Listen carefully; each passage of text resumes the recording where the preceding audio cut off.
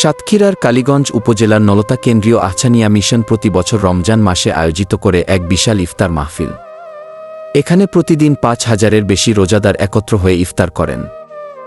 এ আয়োজনের জন্য ব্যয় হচ্ছে প্রায় ২.৫ লাখ টাকা এবং ৭ রকম পদ, সিঙ্গারা, কলা, চিরা, ছোলা, ফিরনি, খেজুর ও ডিম প্রত্যেক দিন পরিবেশন করা হয়।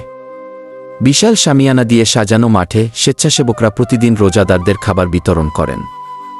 ১৯৩৫ সালে প্রতিষ্ঠিত এ মিশন রমজানে শুরু থেকে শেষ পর্যন্ত এই ইফতার আয়োজন করে।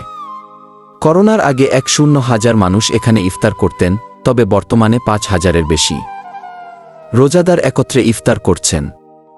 আহছানিয়া মিশন কর্তৃপক্ষ জানায়, প্রতি বছরের ৪০ দিন আগে থেকে আয়োজনের প্রস্তুতি শুরু হয় এবং ১,০০০-এর বেশি স্বেচ্ছাসেবক এই আয়োজন সফল করতে কাজ করেন।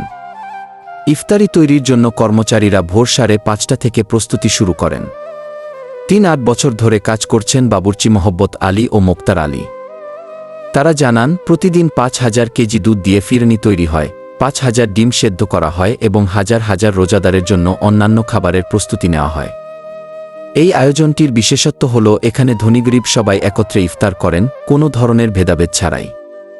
রোজাদাররা শুধু খাবারই পান না, তাদের জন্য এক ধরনের সামাজিক ঐক্যের প্রতীক হয়ে উঠেছে নলতা শরীফের এই ইফতার মাহফিল।